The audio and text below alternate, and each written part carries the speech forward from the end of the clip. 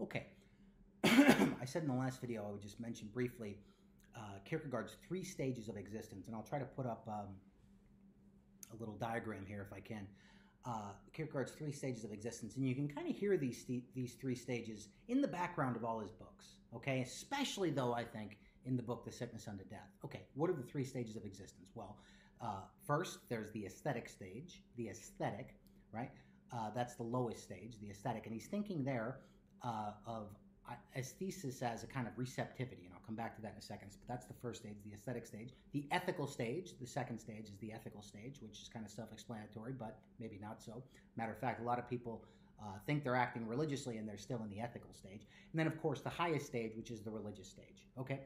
Aesthetic, ethical, religious. Aesthetic, ethical, religious. And in between these stages, as you transition between these stages, there's always a leap between the stages. So you can't explain this logically, how you climb up the ladder, so to speak. Matter of fact, you can go from the aesthetic to the ethical, or the ethical to the religious, but you can also go from the aesthetic to the ethical. The aesthetic to the religious. There's no logic to it. Every stage is moved by a leap, by a qualitative as opposed to a quantitative transition. What does that mean? It means it's a free choice, not something you can reason in your mind to. Okay, so aesthetic, ethical, religious. And in between each stage, there is what he calls liminal stages, or moods, liminal moods. And in between the aesthetic and the ethical is irony, and in between the ethical and the religious is humor. So this is interesting. Okay, so how does this work for Kierkegaard? What do these stages mean? Well, think of these stages, the aesthetic, the ethical, and the religious, in the context of the problem of making a self. Namely, the problem he puts it, the way he puts it in Sickness Unto Death, is we have ourself as a task, and we're either in, and there's 2 forms of despair, actually. So the Sickness Unto Death is about despair, and 2 forms of despair are not wanting to be a self, wanting to be a self. Not wanting to be a self, wanting to be a self. Most of us are in the lowest stage of existence, most human beings. They're in the stage of the not wanting to be a self stage, which means you reject and jettison the very self as task. How do you do this? Well, you do this in the aesthetic stage. What's the aesthetic stage? It's basically the stage of living, of what he calls immediacy, living your life unreflectively. And that includes living it basically hedonistically, okay? Living it for pleasure. Living your life unreflectively, you're immersed in existence, you're swimming in the world of meaning, you never even recognize yourself as task, okay? You never even think, gee, I have my being to be. There might be a general sense of discomfort and despair, because if you're in the aesthetic stage and you're not wanting to be a self, you can bet yourself that you're in despair. Not wanting to be a self is a form of despair. So when you're existing and not thinking about existing, so when you're not philosophizing, when you're not confronted with the problem of self, you're in despair. You're in despair for Kierkegaard. You're just avoiding it. That's a deep form of despair, living hedonistically and living unreflectively, not being conscious about constructing yourself, of making a self. Okay, now what happens, and I'm just summarizing this very quickly, what happens is eventually your life doesn't go the way you want it to. You have pain, you have suffering, okay? And that suffering makes you confront the despair that you yourself are, that you yourself are in, okay? And what most people do when they run into problems in the hedonistic, unreflective lifestyle is they say, you know what?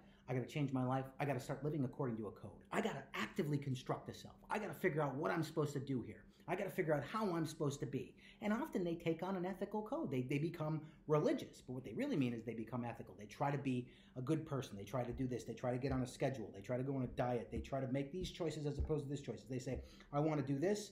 I want to be this kind of person. I have to go to school. I want to be a doctor. I want to be a professor. I'm going to go to school, get good grades, and do this in order to do this, in order to get what I want.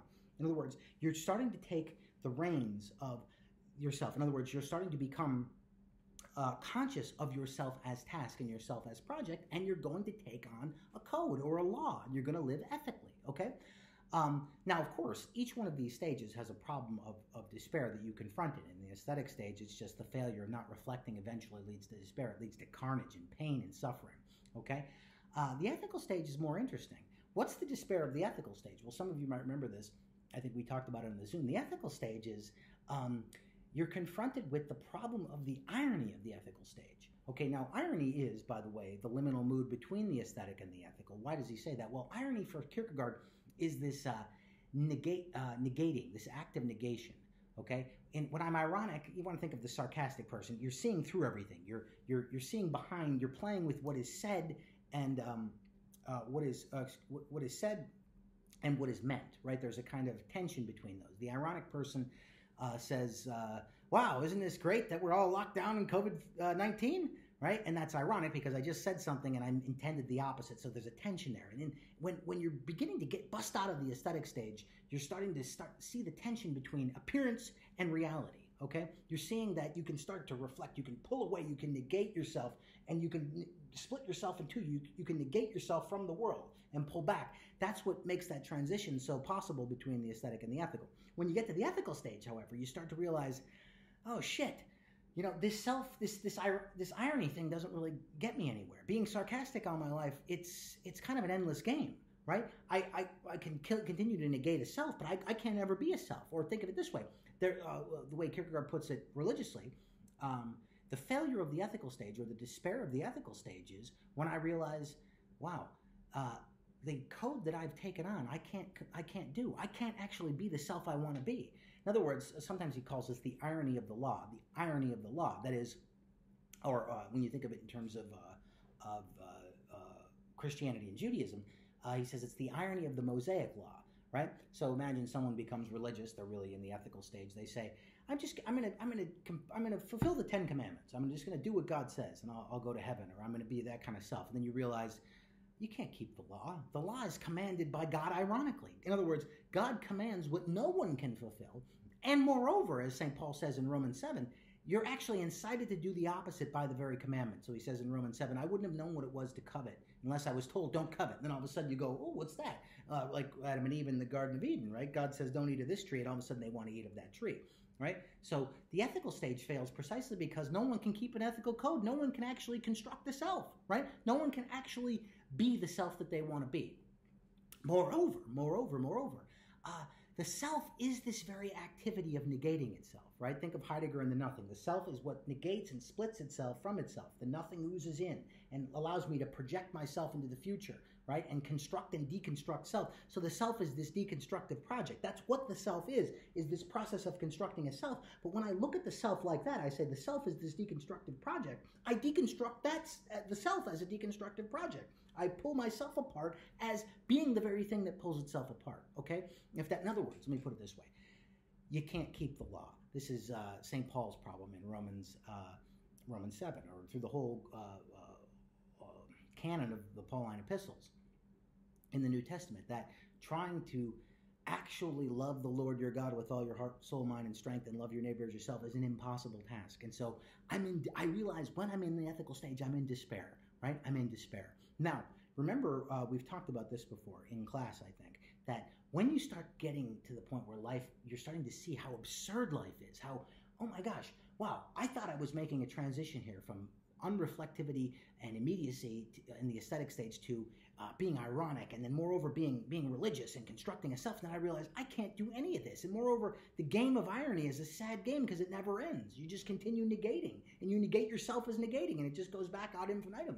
Who will rescue me from this pit?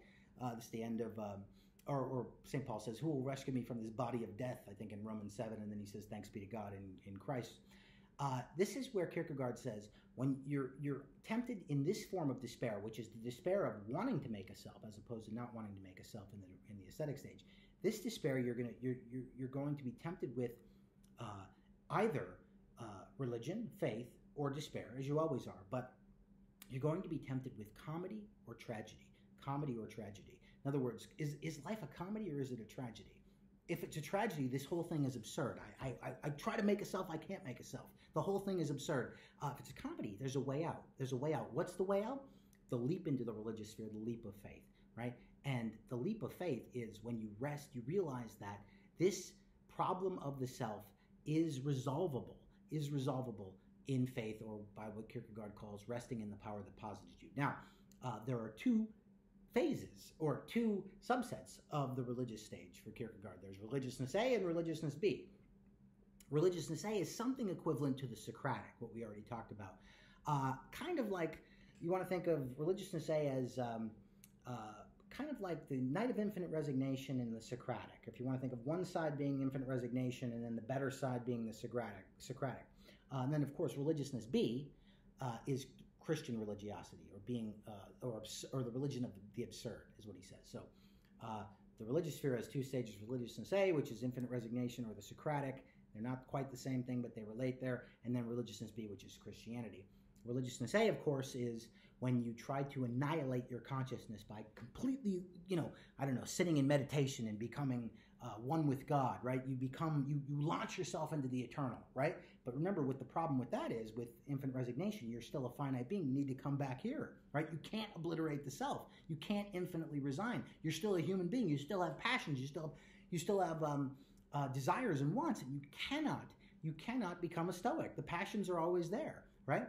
And so what you can do is you can get to the Socratic stage, which says, well, look, I recognize the infinite gulf and the problem, and I resign. I know that I don't know. And then you can leap into religiousness B, which is Christian religiosity, which recognizes it has to check the brain at the door, check really reason at the door, or teleologically suspend the rational. Teleologically suspend the rational in Christian religiosity, which embraces the absurd. Credo quia absurdum est. I believe because it's absurd. That's the true leap of faith. But it has to do all this work first. This is the key idea. It's not as though Kierkegaard is just a fideist, where he just throws up his hands and say, you just believe blindly. No.